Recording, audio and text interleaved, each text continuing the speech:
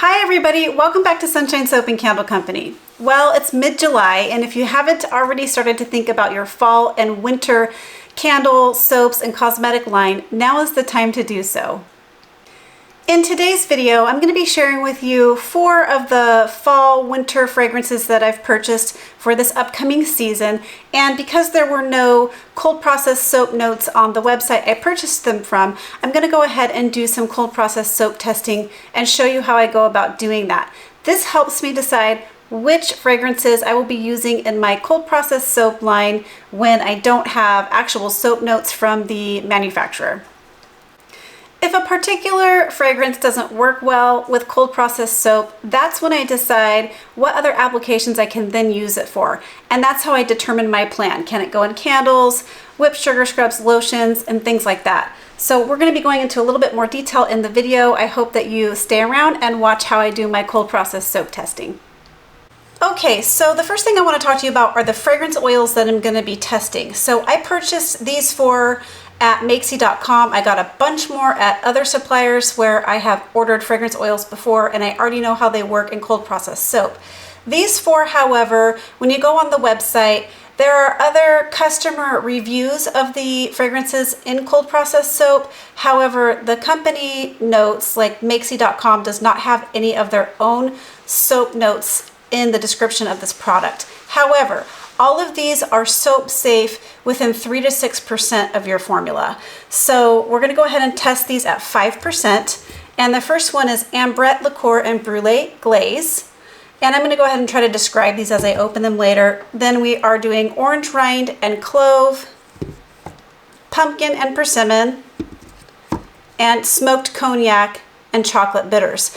Out of the bottle, I am loving all of these fragrances and super glad that they are soap safe. So now it's time to go ahead and do our testing. So when you're doing a lot of testing with different fragrance oils, it's important to stay really organized. So I've created this document and I have my fragrance oils listed down the side and then the common problems that we experience with cold processed soap across the top. So we have acceleration, ricing, discoloration, separation, and scent retention. The scent retention I'll be checking within 24 hours and then again at the 4-week mark to determine how well it retained scent. And if it's experiencing any of these problems, I'll go ahead and put a check mark in the box. If you're a part of my Patreon campaign, I'm going to go ahead and share this document so that you can do your own testing of your own fragrances. I'll go ahead and make this an editable document so you can change out the fragrance oils, and I'll make this look a little bit nicer for you guys. The Patreon campaign is linked in the description box if you're interested in this, and also 400 plus posts and recipes and tutorials. Head on over there. All right, let's get started. So what I've done here is I've created a very small batch of soap. This is going to be a 1 pound total weight batch. This is one of my go-to recipes. So you can use one of your go-to recipes just so you know how it works in your own formula, the different fragrance oils, but all I've done is scaled my go-to recipe down to a 1 pound batch. This formula is also available on my Patreon campaign if you're interested in it. It's a combination of mango butter, olive oil, palm oil, castor oil, coconut oil, and grapeseed oil. It's a really nice hard bar of soap that lasts a long time. It has a nice and creamy and bubbly lather. So we're going to go ahead and get started. The temperature now that we're going to be making this soap, my lye is about 84 degrees Fahrenheit and my oils are about 90 degrees Fahrenheit. So we're going to go ahead and get started. I like to make my soap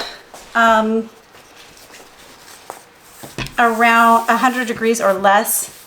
Usually it's around room temperature. So this is what we're going to be doing. Now this little 1 pound batch is going to be divided up into the 4 different fragrance oils. So we're going to be using 4 ounces of soap batter per fragrance oil.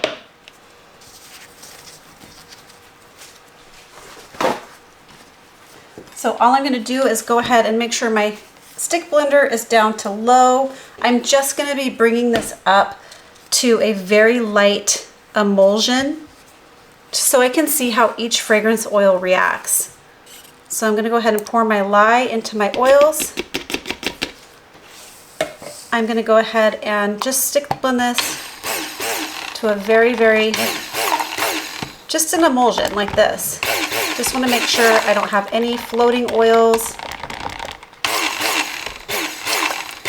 We're just not trying to thicken up the soap at all at this point. So that's all I'm gonna do. Then I'm gonna go ahead and divide these up. I'm eyeballing it. It doesn't have to be exactly 4 ounces, but I'll weigh one of them out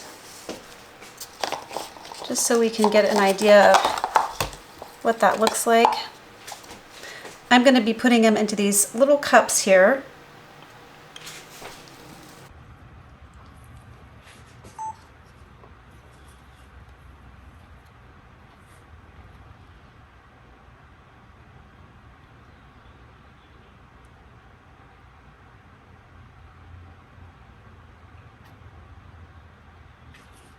All right, and since I've started weighing, I'm just gonna go ahead and weigh the rest out.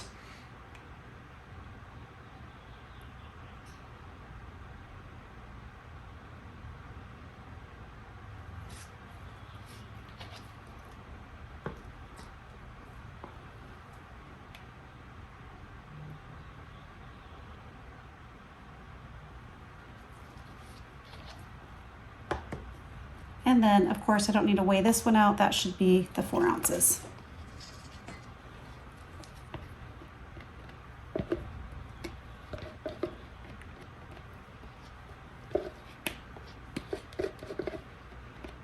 It's really important to, in my opinion, to take the time to do this on fragrances that you don't know if they work or not. This is actually, even though it takes a little bit of time to do it, it's gonna save you time and money in the long run, because if you mess up an entire batch of soap because something doesn't work well, you've wasted all the material and your time and your money. So to me, this is a very important step to follow. Okay, so once you have your fragrances all divvied up, I'm going to take a look at my document over here. And this is smoked cognac and chocolate bitters is the first one on my list. So I'm going to go ahead and weigh off. Now again, this is 4 ounces of soap. I'm going to be using my smoked cognac and chocolate bitters at 5%. I'm going to be using all of the fragrance oils at a 5% fragrance load. So the smoked cognac and chocolate bitters is absolutely scrumptious.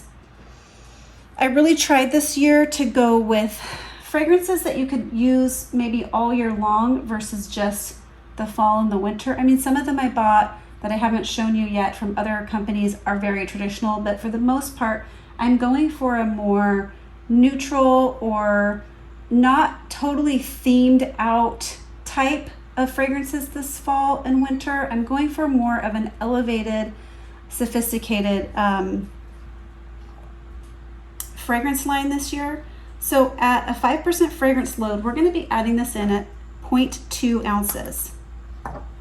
And this smoked cognac and chocolate bitters smells really good. It's, of course, I get the chocolate notes right off the bat, but it almost has a bit of a like cinnamon orange going on, and it's lovely. And it does have a little bit of a smoky kind of back note to it, is how I would describe it. So I'm just going to take a little whisk, and I'm just going to start whisking this in to see how this works. I'm not going to use my stick blender to test, because I really want to see how each fragrance reacts with the fragrance. You can really tell if it's accelerating when you're using a whisk or your hand stirring versus a stick blender where you can accidentally accelerate your trace a little bit. So right now it's behaving beautifully. I'm not experiencing any acceleration, ricing, separation. Of course, we won't know about that discoloration until tomorrow. I assume this one is going to discolor though, just because it has that chocolate note to it. and that probably means it has a lot of vanillin in it, which will cause your fragrance, which will cause your soap to turn brown. And I imagine that this one will go dark brown. So I'm just going to stir this for a little bit longer just to see how it's reacting. But again, at the moment, it's acting perfect. Which is interesting to me because chocolate fragrances in the past that I've used accelerate pretty badly in soap. I usually only use chocolate when I'm going to do some sort of a layered look. So I'm going to go ahead and get my, this is where I'm pouring each fragrance. So I'm getting a little bit of, it is starting to set up just a little bit compared to where we were. Let's just give that a little bit of time. As you can tell, I'm not sure if you can see the difference on camera, but this one has no fragrance in it yet and this one does. You can already see that the fragrance itself has caused this to go a little bit, it's got a little bit more of a darker tan color going on right now. And the fragrance oil was a kind of a deep orange color. So that is something to note. Like if you're going to be adding color to this, you are likely going to be, okay, there we go. So it's starting to set up. I would say this has a slight, because we're hand stirring, it has a slight acceleration going on. It definitely, again, with a stick blender, you're going to notice that much more. But now that we've been stirring for a little bit, I'm going to mark the acceleration box on my document here. But I am going to actually put a little note in here that says slight acceleration. It's not terrible. It's not like sometimes when you get that soap on a stick. It's nothing like that. It's just, I can see it's starting to set up. Okay, so we're going to go ahead and pour the smoked cognac and chocolate bitters fragrance there. And as you can see, it's come up to like a light to medium trace just by my hand stirring. So I would say this one, you need to be careful if you're going to get it not to over blend. Maybe just hand stir the chocolate part. Okay, let me give this a good tap. I'm going to spritz it with some 99% rubbing alcohol just to prevent soda ash. Okay, and that's fragrance number 1. So let's move on to fragrance number 2. I'm going to go ahead and clean off my spatula and clean off my whisk. We just don't want any of this fragrance getting into the next. So the next one on my list to try is Ambrette Liqueur and Brulee Glaze. So we're going to go ahead and get this on the scale. And again, we're using a 5% fragrance load. So here we go again with the 0.2. Oh, this one smells super good. It's definitely smells like a caramelized, like creme brulee, but it's got the liqueur notes in a good way. Sometimes those alcohol notes can smell real off. Out of the bottle, this smells fantastic. It's just a very, again, decadent. This would be wonderful in a candle around September, moving into October, I think. Also, I wanted to chat with you guys about a couple other things while we're testing.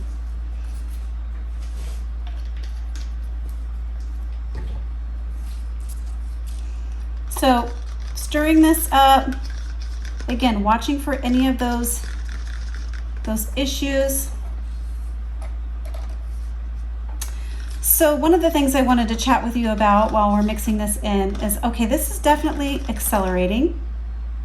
as soon as I started stirring it, I noticed. So I'm going to call this one an accelerating fragrance, the Ambrette Liqueur and Brulee Glaze. It has a bit of an orange note to it too, I'm picking up. Really, really good. Anyway, I used to get my fall line out. Years ago, I used to get my fall line out by August. And I have started to push that back a little bit. And I was wondering what you guys do. Okay, I'm going to go ahead and pour this. This one is definitely an accelerating fragrance oil. And I do anticipate that this one is probably going to discolor as well, just because of the creme brulee. So this would be one you probably would not want to do an intricate design on, because once you put that stick blender in, it's going to accelerate. So I am not sure that this one will be great for cold process soap. However, you could use it in melt and pour, and also candles and other body applications. I think this one would be also really good for like a whipped sugar scrub or a whipped soap. So you can see how I'm coming to decide where these fragrances are going to be used. And these little bars, these 4 little bars, of course, we can use them here personally at my house. So this little test batch will not go to waste. So I was wondering from you guys when you like to release your fall and wintertime type fragrances, or if that's even something that you do. Do you have a fall and winter line at all, or do you just stick with year-round fragrances? I've kind of been changing that a little bit this year to kind of see what happens with sales if I just keep something a little more, if I keep my lines a little more year-round and less theme-based. Okay, so the third one we're going to be testing is pumpkin and persimmon, and I know that sounds very fall-like, but smelling this one out of the bottle, you could easily, definitely burn a candle with this fragrance or wear it year-round. It's very, you get the bottom note. The pumpkin is more of like kind of a baked good smell, but also you do get kind of that fresh pumpkin and baked pumpkin smell, but the persimmon really balances it out. This is not a sickeningly sweet fragrance. If you're not a pumpkin person, you might actually really like this fragrance because it just smells like a very sweet kind of sweet and tart, almost like a bread or a baked good. Would be good all year long, but also you could burn it in the fall and the winter. Okay, so I'm adding this in. There we go. I need to clean this off real fast, my little whisk.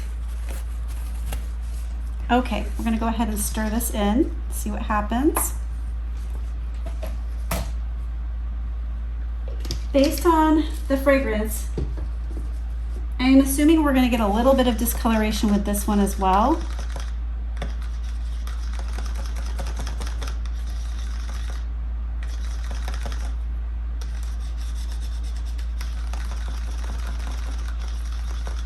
Okay, again, no ricing, no separation.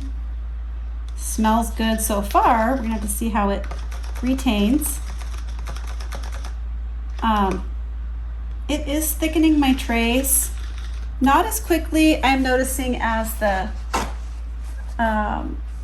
Ambrette Liqueur and Brulee Glaze, but we are getting some acceleration. I'm gonna put,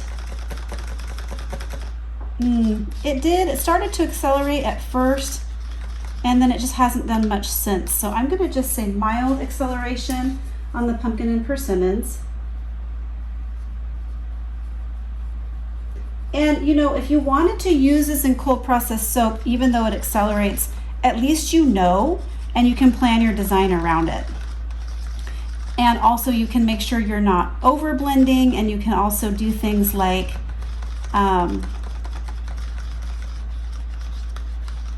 you can do things like hand stir and make your soap at room temperature. That will help.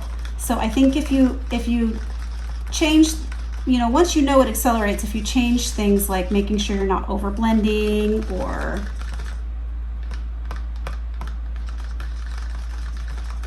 making an intricate design or soaping at a lower temperature, then, you know, you can make it work, and at least you know, so you can make a successful batch. Yeah, this is mild acceleration. I definitely think the Ambrette Liqueur and Brulee Glaze has much more of an acceleration going on than this one. Pumpkin and Persimmons, again, is a unique take on the pumpkin fragrance, and not overly sweet, almost just like almost kind of like a sweet bread. That's how I'm going to describe it. Okay, yeah, it wasn't too bad with acceleration. Like I said, it started to, and then it just kind of stopped accelerating, which is great. So just certain things to watch out for is all. Okay, so last one we're going to test here is the Orange Rind and Clove. Now, Orange Rind and Clove, again, I think would be great all year round. Orange Rind and Clove, to me, when I smell this out of the bottle, I don't really get orange rind and clove. It smells fantastic, but it's just not how I imagined it would smell.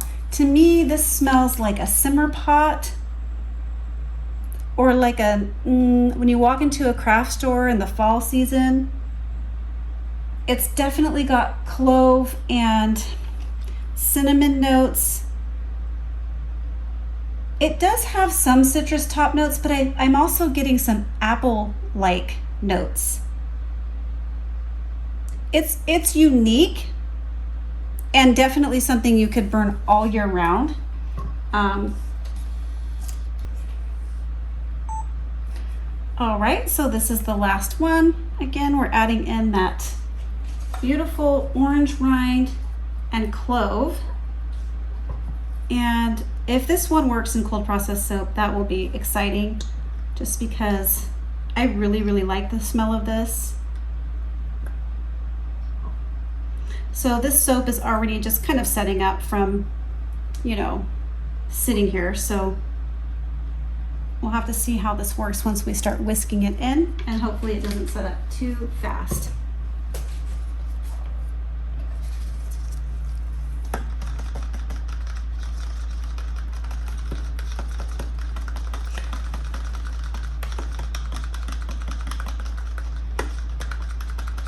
Okay, I would say we're not experiencing, this soap was already, again, like I said, kind of at a thin to medium trace, and it's actually not accelerating trace. So we don't have any rising, discoloration, or separation.